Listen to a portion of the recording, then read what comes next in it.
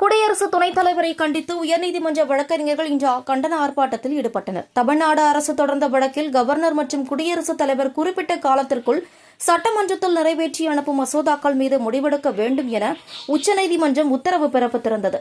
மேலும் அண்மையில் திருத்தப்பட்ட வக்ஃபு திருத்த சட்டத்திற்கும் உச்சநீதிமன்றம் தடை உத்தரவு பிறப்பித்தது.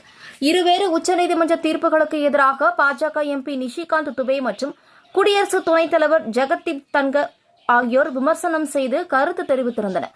உச்சநீதிமன்றத்தின் மாண்பை குறைக்கும் வகையில் கருத்து தெரிவித்த குடியரசு துணைத் தலைவரை கண்டித்து உயர்நீதிமன்றம் அருகே உள்ள ஆவின் வீட்டில் இன்று கண்டன ஆர்ப்பாட்டத்தில் ஈடுபட்டனர். குடியரசு துணைத் தலைவர் ஜெகதீப் தன்கர் மற்றும் பாஜக எம்பி நிஷிகாந்த் துபே ஆகிய இருவரையும் கண்டித்து வழக்கறிஞர்கள் கண்டன முழக்கங்களை எழுப்பினர். உடனடியாக இருவரும் பதவி விலக வேண்டும் எனவும் ஆர்ப்பாட்டத்தில் வலியுறுத்தினர்.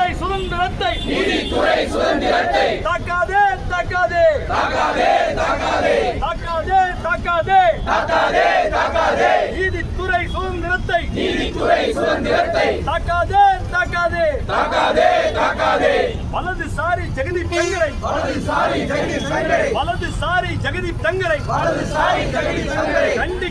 கண்டிக்கின்றோம்.